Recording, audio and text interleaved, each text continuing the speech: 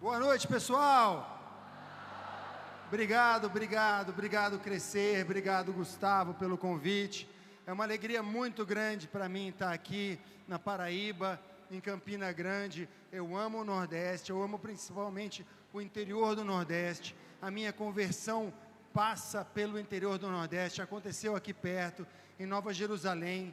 Foi aqui que eu me converti, quando eu aceitei o convite para fazer a Paixão de Cristo. Então é uma honra muito grande para mim estar aqui essa noite. Mas antes de começar, eu queria fazer duas coisas. Uma,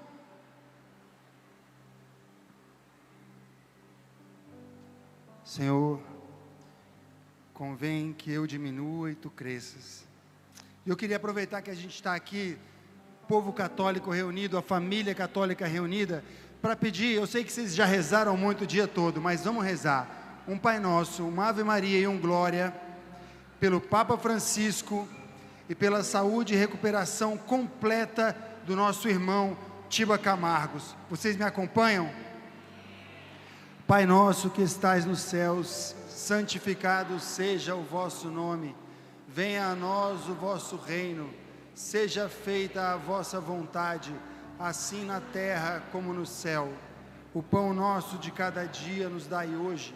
Perdoai-nos as nossas ofensas, assim como nós perdoamos a quem nos tem ofendido. E não nos deixeis cair em tentação, mas livrai-nos do mal. Amém. Ave Maria, cheia de graça, o Senhor é convosco. Bendita sois vós entre as mulheres, bendito é o fruto do vosso ventre, Jesus. Santa Maria, Mãe de Deus, rogai por nós, pecadores, agora e na hora da nossa morte. Amém. Glória ao Pai, ao Filho e ao Espírito Santo, como era no princípio, agora e sempre. Amém. Que pela intercessão de São Rafael Arcanjo, nosso irmão Tiba Camargos possa se recuperar, e que a cura do Tiba seja um testemunho do poder e da misericórdia de nosso Senhor Jesus Cristo e da poderosa intercessão de nossa Mãe Santíssima. Amém? Amém, obrigado.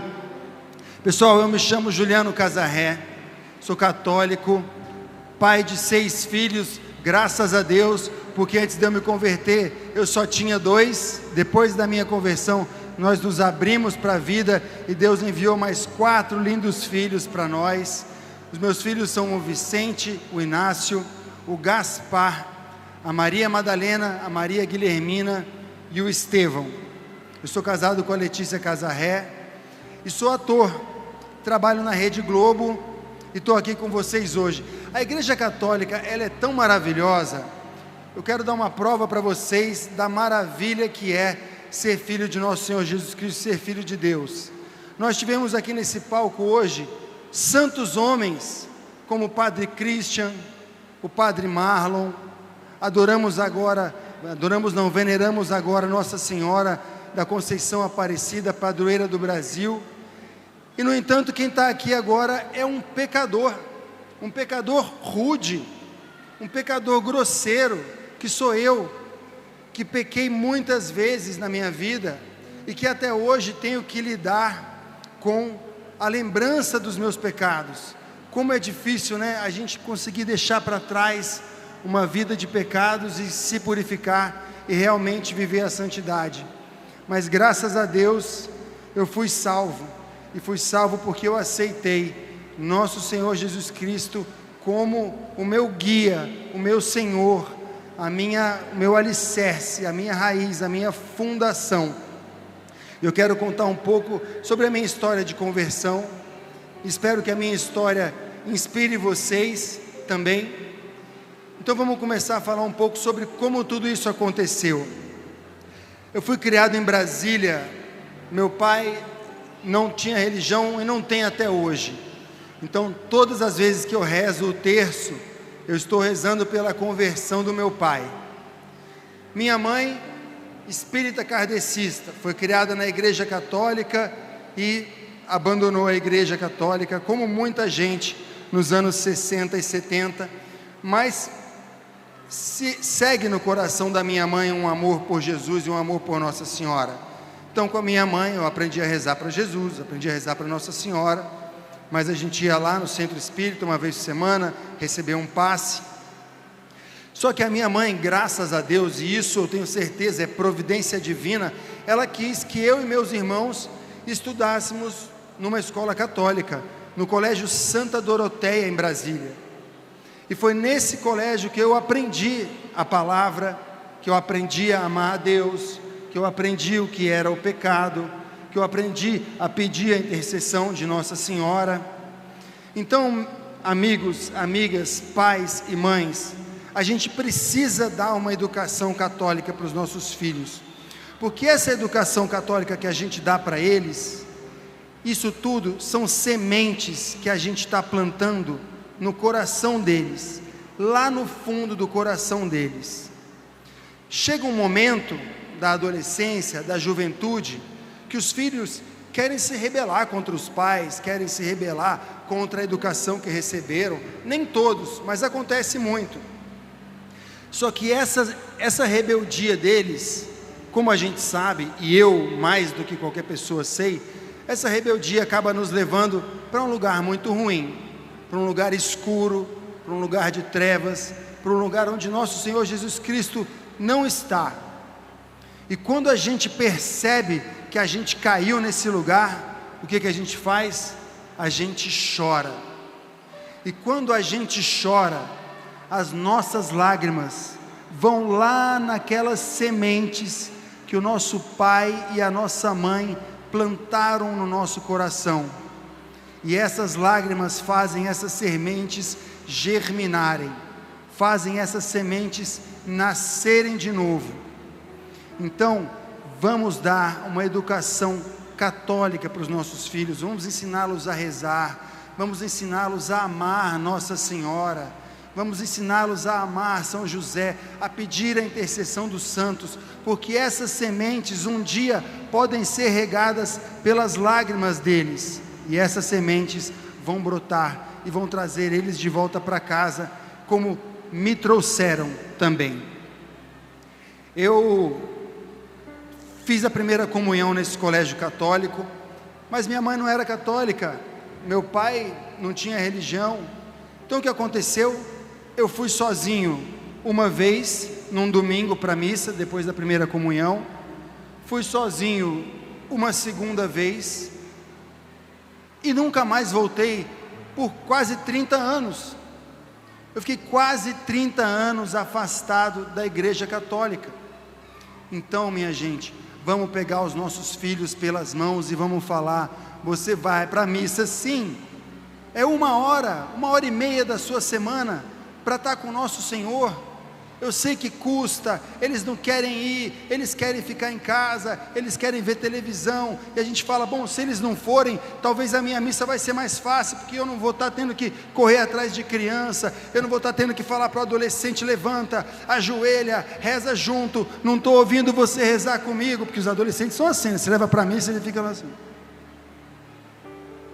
reza, moleque, santo, santo, santo, vai. E o adolescente está lá, e a gente às vezes fala: bom, se eu não levar para a missa vai ser mais fácil, mas Deus não quer facilidade da gente, Deus quer o nosso amor, quer o nosso sacrifício, quer o nosso sim, e a gente tem que levar os nossos filhos sim, até a idade que eles forem adultos, e você vai falar: agora você pode decidir livremente, porque nós somos católicos, e o nosso Deus é o Deus da liberdade, o nosso Deus é o Deus que libertou o povo de Israel. O nosso Deus não é o Deus da obrigação, o nosso Deus não é o Deus que força a gente a estar com Ele, Ele não é o Deus do castigo, como muita gente fala, Ele não é um Deus de vingança, Ele é um Deus que nunca desistiu da gente, Ele deu o paraíso para a gente, Ele fez uma nova aliança, Ele tentou de novo, Ele falou que ia queimar as cidades, mas se tivesse um que prestasse, Ele não ia queimar. Ele tentou, Ele tenta, Ele quer a gente tanto que Ele mandou o próprio filho dele, o sacrifício de Isaac. Ele não pediu o sangue de Isaac, mas Ele deu o filho dele em sacrifício. Esse é o Deus da liberdade, o Deus da misericórdia, o Deus do perdão e o Deus do amor. E esse Deus quer da gente que a gente diga sim para Ele. esse nosso sim para Deus é o sim da nossa fé. A fé é você dizer, eu creio, e a partir desse primeiro passo, eu creio, aí Ele vem. Quando você abre o seu coração para Ele, Ele vem com amor de volta, Ele vem com graças na nossa vida, Ele vem com perdão, Ele vem com a misericórdia dEle que é infinita, e não importa o tamanho do seu pecado, o perdão dEle é sempre maior. Satanás adora tentar a gente com o seguinte pensamento: eu já errei demais, eu não tenho salvação, minha vida não tem salvação, minha vida não presta, sabe, eu não fui um bom filho de Deus, não fui um bom marido, perdi meu casamento, deixa para lá. Isso é o demônio falando no nosso ouvido, porque Cristo tem o perdão para a gente, não importa o tamanho do nosso pecado, desde que a gente se arrependa verdadeiramente e fala, Pai, eu pequei, eu não me aproximo de Ti porque eu mereço, eu não mereço, eu não me aproximo de Ti porque eu sou santo, eu não sou santo, eu me aproximo de Ti porque eu sou um doente, e Tu és o médico dos médicos, só Tu, Senhor, tens a cura para os meus pecados, para a minha doença. Eu me aproximo de Ti, Senhor, sem nada nas mãos, a única coisa que eu tenho para Te oferecer, meu Deus, são os meus pecados, para que Tu, Senhor Jesus, os destruas.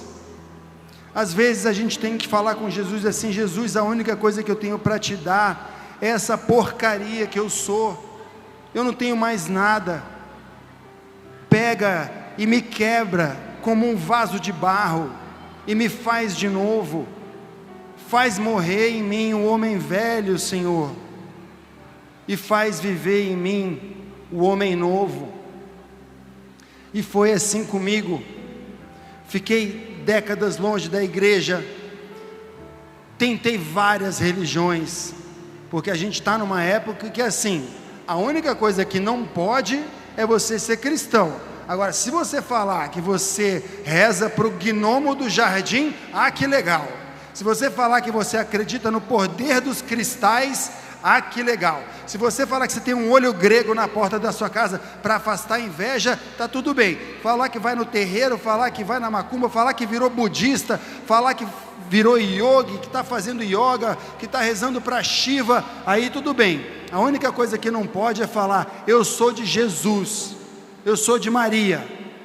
E eu tentei, em várias religiões eu passei, só que eu falava uma frase que me protegeu esse tempo todo. Quando eu ia numa outra religião, eu falava, Senhor, eu não quero escolher. E eu sabia que eu estava falando com aquele Deus do Colégio Santa Doroteia, que eu estava falando com o nosso Senhor Jesus Cristo. Eu falava, Senhor, eu não quero errar, eu não quero escolher, porque eu sou um idiota, se eu escolher, eu vou escolher errado. Então, Senhor, me mostra o caminho, me mostra a verdade. Em nenhuma religião falsa eu parei, mas eu fui para a universidade, estudar teatro, um ambiente muito diferente do que se pode chamar de um ambiente cristão, um ambiente que exalta o sexo desregrado, um ambiente que fala abertamente sobre drogas, e eu fui me perdendo, achando bonito tudo aquilo, achando que agora eu era livre, agora eu sou livre, agora eu sou finalmente livre, e eu não percebia que não, agora é que eu era escravo, agora é que eu tinha virado escravo dos meus desejos, agora é que eu tinha virado escravo dos meus pecados. Eu era escravo e achava que estava livre, mas eu não era uma pessoa totalmente péssima não, eu encontrei uma boa mulher, vi que ela era uma mulher valorosa, me casei com ela, nós formamos uma família, e aí, mas afastados da fé. Aí um dia, eu acordo de madrugada com a minha esposa chorando do meu lado na cama. Ela tinha visto um vídeo do Estado Islâmico, que um grupo terrorista, que tinha enfileirado criancinhas no chão, inimigos da fé deles, e o cara vinha dando um tiro em cada uma. Então a criancinha do lado sabia que ia morrer, porque a do lado aqui já tinha morrido. Eu sei que é difícil de ouvir isso, é horrível. Mas a Letícia, quando viu esse vídeo, ela perdeu toda a fé em Deus. Ela falou: não posso acreditar que exista um Deus que permita uma maldade dessas. Mas a Letícia não era católica, ela não conhecia a resposta, porque a igreja tem uma resposta para esse tipo de maldade que acontece no mundo. Eu vou falar sobre ela. Mas a partir daquele momento a Letícia falou: eu não vou acreditar mais em nada. E eu falei: também não vou acreditar não. Marido, né, que fala: sim senhora, não acredito, também não acredito mais. E aí o que aconteceu com a nossa vida? Ladeira abaixo. Quando eu falei: Deus não existe, eu quis ser o meu próprio Senhor, e foi aí que eu me perdi. E aí o meu casamento quase acabou.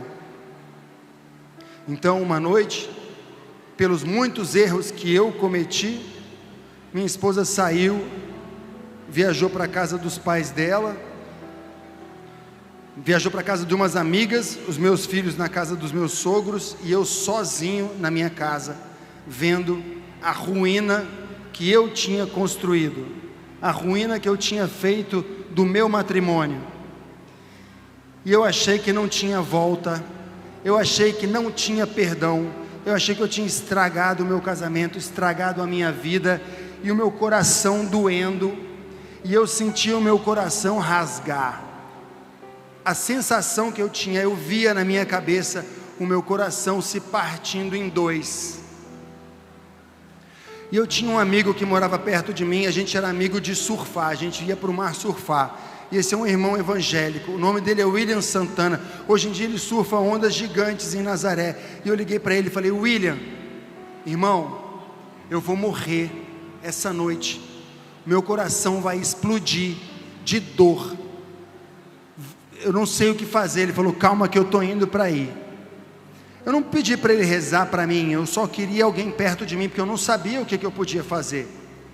Eu estava desesperado. É a famosa noite negra da alma, é o famoso fundo do poço, é onde eu estava. E esse amigo entrou na minha casa, e eu falei para ele: ó, aconteceu isso, eu errei, eu fiz tal coisa, minha mulher saiu de casa, eu estou sozinho, eu estou desesperado, eu vou morrer. Ele falou: irmão, aceita nosso Senhor Jesus Cristo como seu Salvador, aceita o perdão que Cristo tem para te dar, aceito, então agora a gente vai rezar. E ele começou a rezar: Senhor, traz os teus anjos para junto do Juliano, Senhor, traz os teus anjos para essa casa, Senhor, perdoa o Juliano, Senhor, reconstrói a vida dele. E eu fui sentindo nosso Senhor Jesus Cristo, e eu nunca mais senti nada parecido, nosso Senhor Jesus Cristo pegar o meu coração com as santas mãos dele, com as divinas mãos dele, e segurou o meu coração num pedaço só, num coração só, inteiro. E por isso eu sobrevivi aquela noite, só por isso eu sobrevivi aquela noite.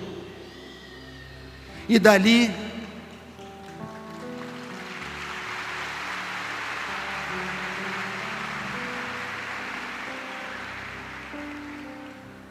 eu comecei a reconstruir o meu casamento, e ali eu comecei a rezar para Jesus. Só que quando Jesus voltou na minha vida, quem é que veio com ele? Maria. Imediatamente.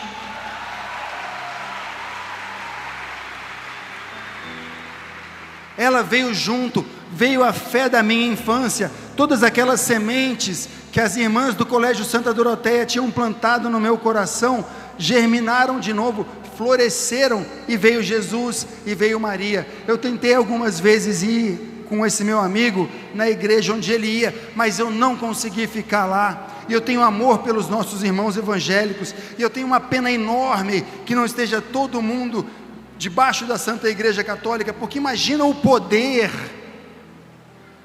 Se nós fôssemos uma só igreja, imagina no mundo, se fosse todo mundo tivesse sob o bastão de Pedro, nossa pedra que Cristo colocou aqui para a gente, se todos nós estivéssemos debaixo da mão de bispos, padres, cardeais da sucessão apostólica.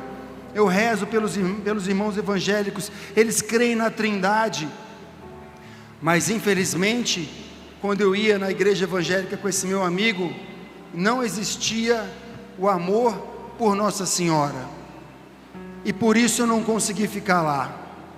Eu falava para ele: irmão, mas para mim não dá, porque eu preciso rezar para Maria, eu preciso falar com ela, eu preciso da intercessão dela. Quando eu vou entrar no mar, eu falo: Jesus me protege, Maria me protege. Então eu fui seguindo a minha caminhada e fiquei ainda ali uns 2 ou 3 anos sem igreja, mas rezando, e a minha vida foi melhorando, meu casamento voltou, nossa família voltou a morar debaixo do mesmo teto. A gente nunca chegou a se separar, mas passamos ali algumas semanas difíceis, depois passamos vários meses difíceis em casa. E aí um dia, eu sou ator, eu fui dar uma entrevista, e o repórter me perguntou assim: qual o personagem que você nunca fez e que você gostaria de fazer? E eu falei: quero fazer Nosso Senhor Jesus Cristo, na Paixão de Cristo em Nova Jerusalém.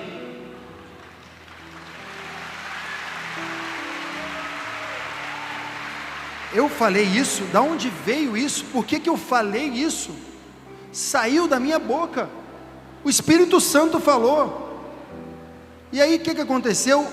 2 semanas depois me liga um empresário e fala: sou eu que faço a Paixão de Cristo, você quer fazer Jesus? Eu falei: quero. Ele falou: então é você. Eu falei: vamos.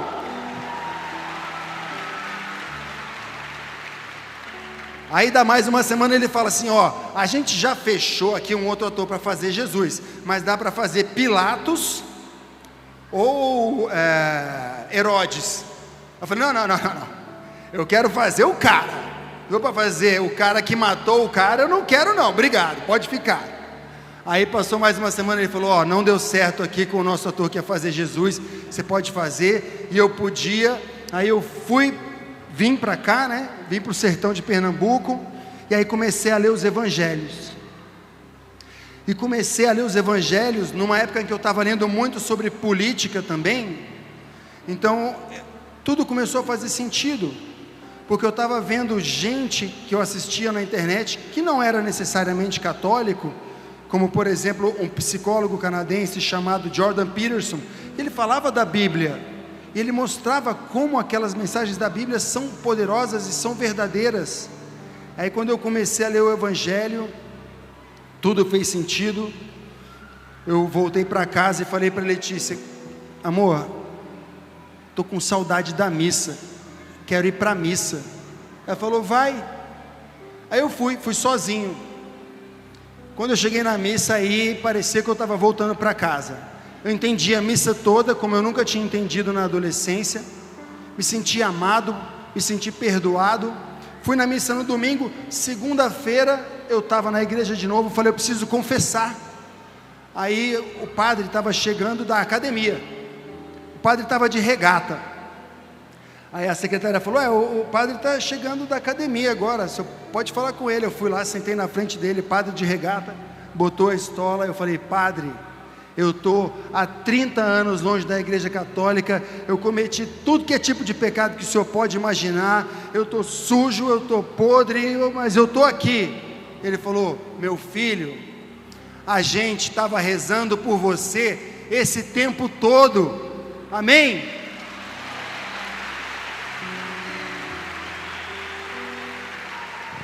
É a história do filho pródigo. Ele volta e o pai fala: vamos fazer uma festa, porque esse meu filho estava morto e voltou.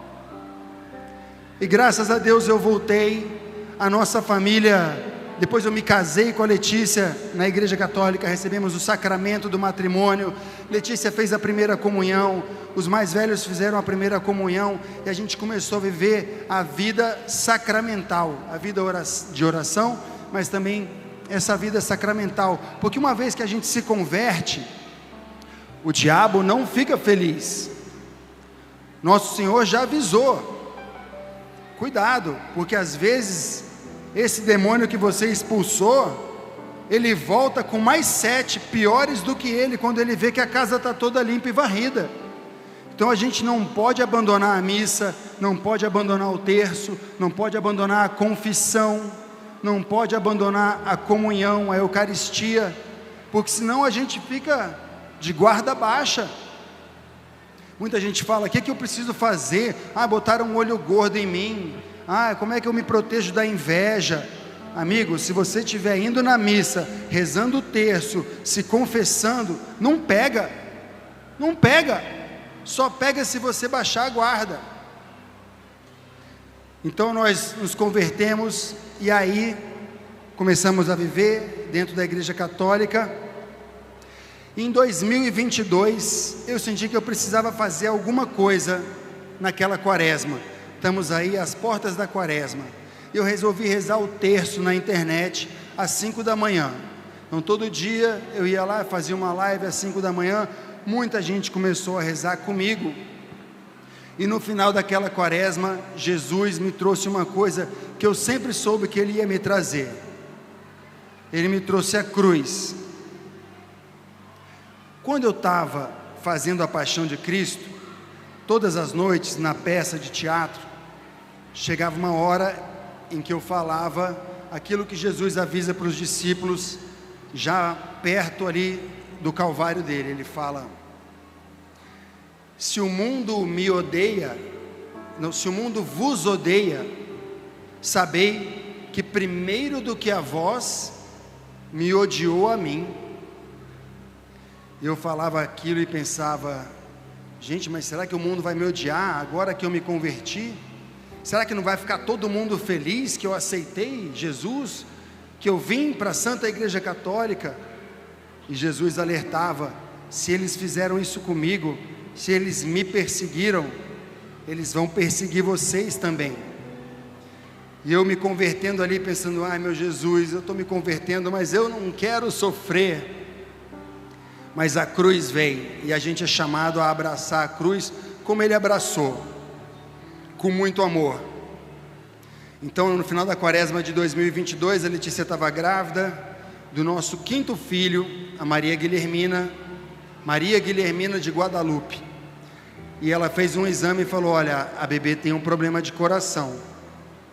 E a gente foi vendo que o problema era grave, e ela teve que nascer em São Paulo, que tinha a equipe mais especializada no problema de coração dela. E nós já fomos para São Paulo sabendo que ela ia nascer e ia ter que ser operada naquele mesmo dia. Então nós chegamos lá, a bebezinha nasceu, linda. Você olhava e falava: nossa, perfeita. Mas o coração dela não jogava sangue para os órgãos. O sangue girava só dentro do coração. Então ela estava linda, mas em algumas horas ela ia morrer se ela não passasse por uma cirurgia. E os médicos vieram para nós dizer: olha, a gente preocupados, né? Os médicos preocupados: olha, a gente vai ter que operar. E eu e a Letícia falamos: a gente está sabendo, a gente veio aqui para isso. E eu estava agoniado, eu estava com o bebê no colo, eu já estava querendo entregar, tipo, opera logo. Eu sabia o que estava acontecendo. Então nesse primeiro dia foram 11 horas de cirurgia. Ela ficou com o peito aberto. Imagina a dificuldade de ver um bebezinho que acabou de nascer, coraçãozinho desse tamanho, tem que abrir o coração e operar lá dentro. E a gente conseguiu passar por tudo aquilo com muita serenidade. Os médicos olhavam para a gente e falavam: poxa, realmente, a fé de vocês traz uma serenidade, né? Porque tem muitos pais que se desesperam nessa hora. Não vai operar minha filha, não, isso não pode estar acontecendo comigo. Mas a gente já tinha entendido a resposta para aquilo que a Letícia tinha visto naquele vídeo que ela viu dos assassinos de crianças.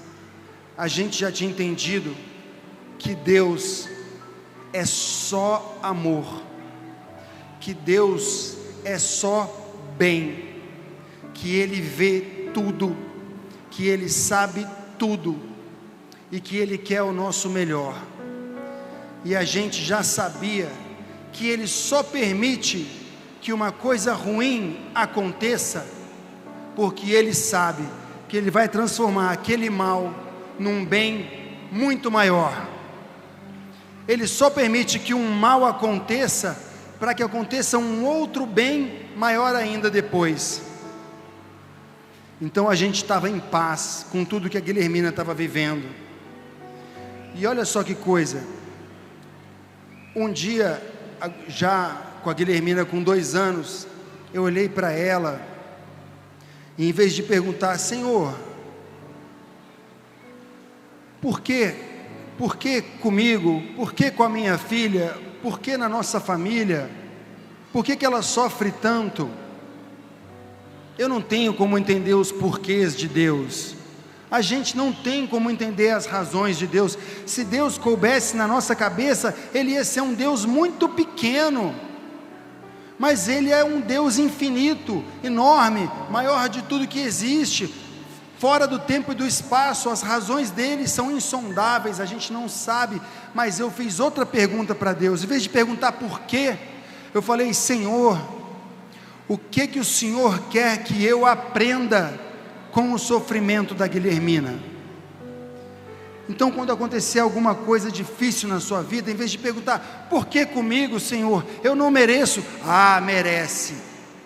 Você merece. Eu mereço. A gente merece todo tipo de castigo. Todo tipo de castigo para nós é pouco, porque a nossa fé é pouca, porque a gente é pecador, porque a gente reclama, porque a gente murmura, porque a gente fofoca, porque a gente sente inveja, porque a gente come mais do que a gente precisa, porque a gente tem preguiça, porque a gente gasta o nosso tempo passando fotinho para cima no celular, porque a gente reza pouco, porque a gente tem preguiça de rezar o terço,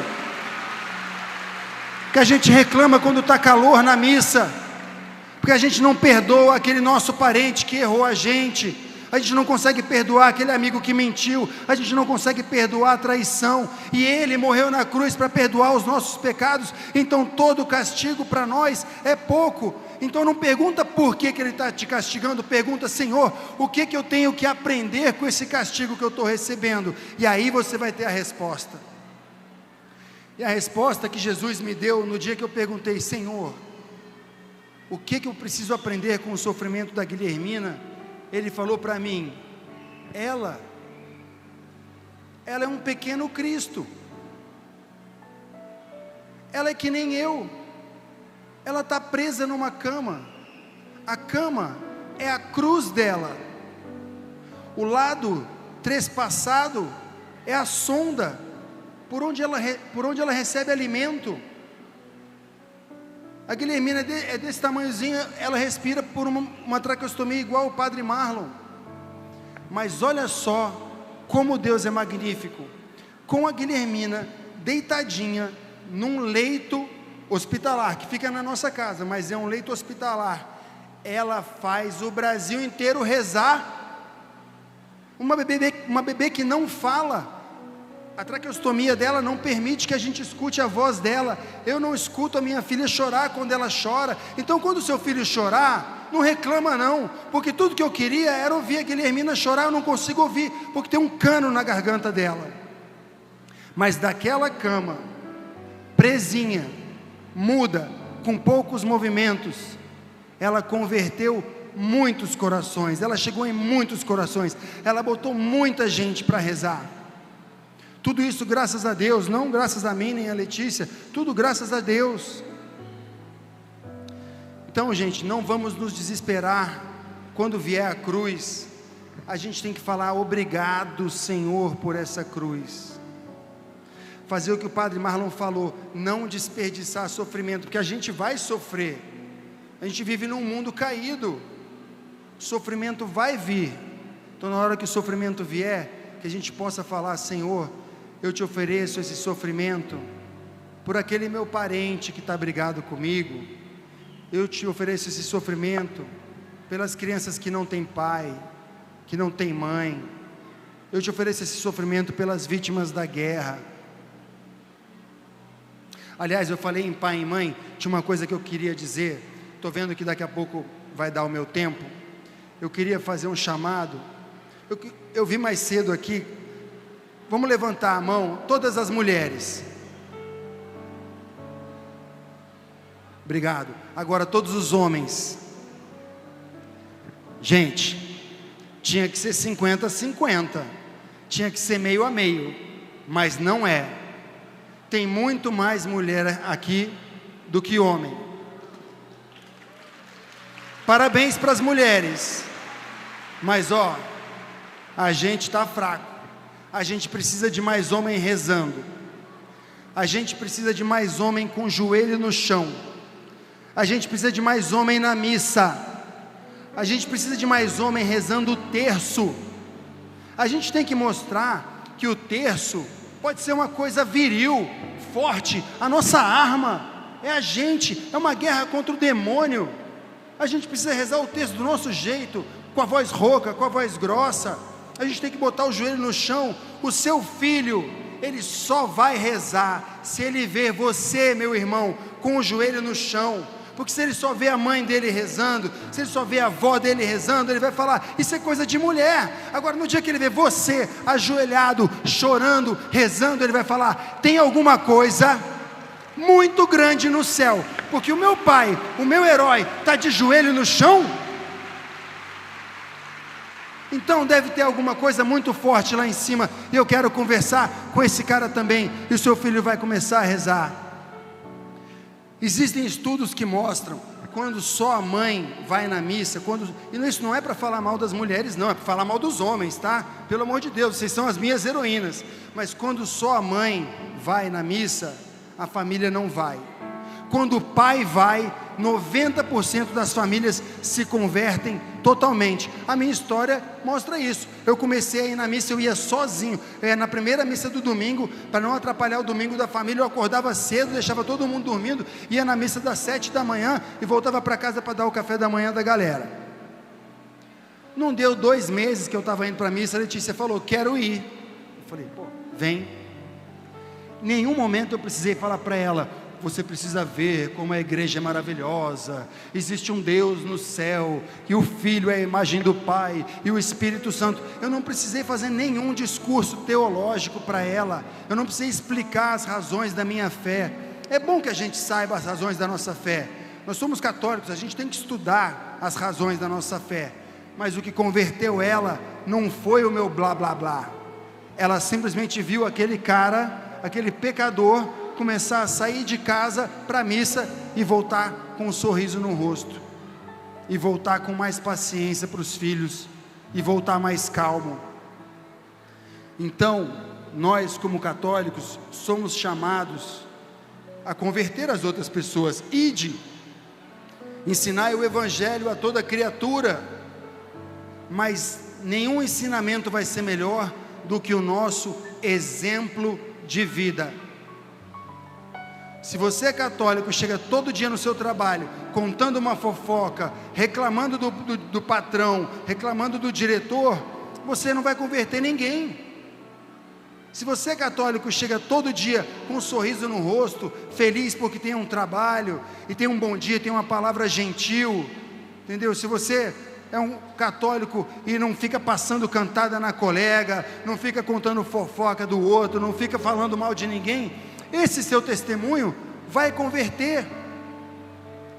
Então, minha gente, vamos dar testemunho da nossa Santa Igreja Católica, da nossa conversão, com o nosso exemplo de vida, com o nosso amor, com o nosso sorriso. As pessoas têm que olhar para nós e falar, gente, como esses católicos são felizes, como eles se amam. E a vida deles não é fácil não, porque a dona fulana, ela perdeu o marido quando tinha 30 anos e criou os 4 filhos sozinha, mas ela tem sempre um sorriso no rosto e está sempre rezando o terço dela. Essa vai converter muita gente. Então, para a gente encerrar, eu faço esse convite.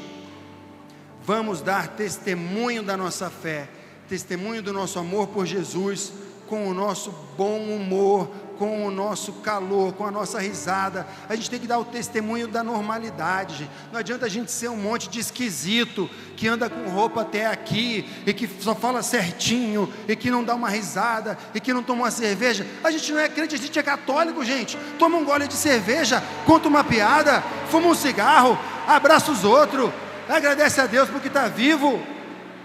É o apostolado da normalidade. Não pode sair por aí apontando o dedo para todo mundo. Ah, viu fulana? Usou um biquíni, que horror. Não, reza por ela, mas no silêncio da sua casa.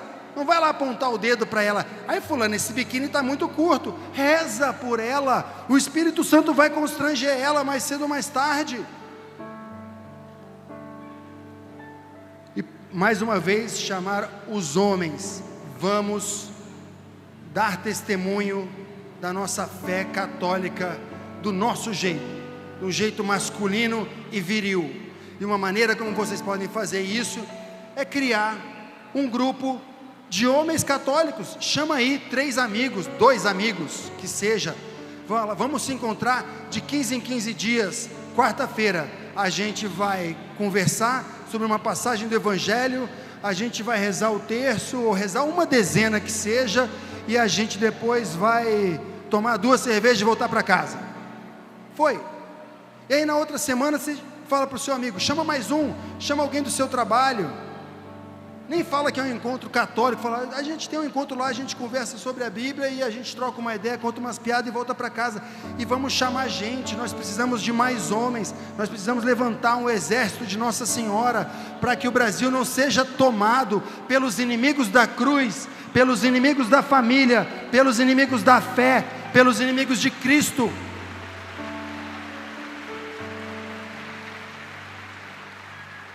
Vamos chamar mais gente, mas vamos chamar com amizade, com amor. É o nosso amor que vai converter, não é o nosso blá blá blá.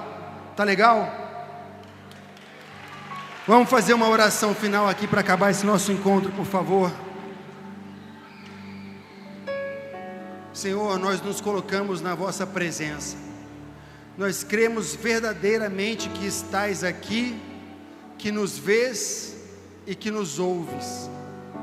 Senhor, nós te amamos e te adoramos, porque tu não és apenas belo, tu és a fonte de toda beleza. Tu não és apenas justo, tu és a fonte de toda justiça. Tu não és apenas misericordioso, tu és a própria misericórdia. Tu és, Senhor Jesus, o caminho, a verdade e a vida.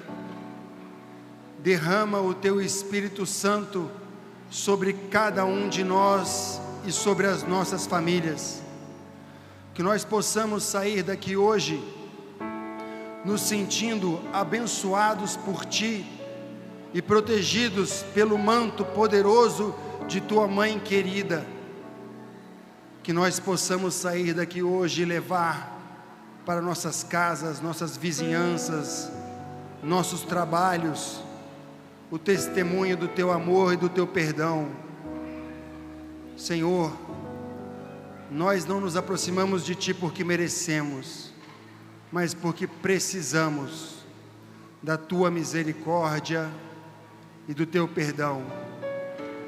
Abençoai a cada um de nós e ajudai-nos a obter as graças que cada um de nós traz no coração. Encerramos esse momento de reflexão e oração, oferecendo a nossa Mãe Santíssima, a nossa Mãe das Dores, Mãe de Deus e nossa Mãe, uma salve Rainha. Salve Rainha, Mãe de misericórdia, vida, doçura e esperança nossa, salve. A vós bradamos os degredados filhos de Eva, a vós suspiramos, gemendo e chorando nesse vale de lágrimas. Eia, pois, advogada nossa, esses vossos olhos misericordiosos a nós volvei, e depois deste desterro, mostrai-nos Jesus, bendito o fruto do vosso ventre. Ó clemente, ó piedosa, ó doce sempre Virgem Maria, rogai por nós, Santa Mãe de Deus, para que sejamos dignos das promessas de Cristo. Amém. Louvado seja nosso Senhor Jesus Cristo. Para sempre seja louvado. Obrigado pela paciência, pelo interesse de todos vocês. Que Deus abençoe. Obrigado. Juliano.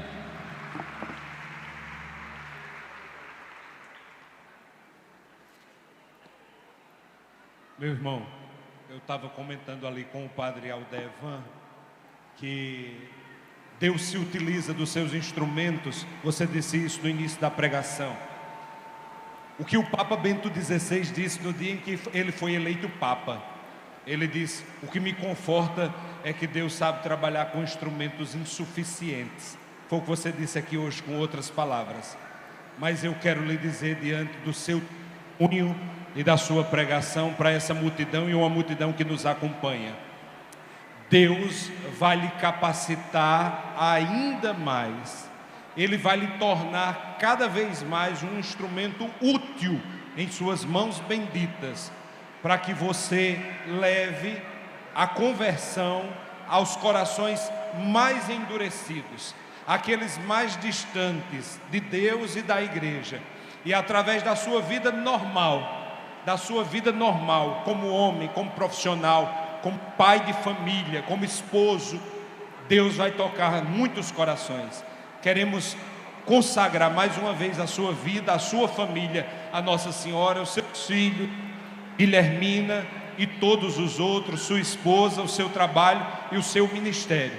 Olha, se muita coisa já aconteceu através da sua vida, eu quero lhe dizer, neste crescer, a partir deste crescer, está apenas começando. Deus tem muito mais para você e através de você. Deus te abençoe.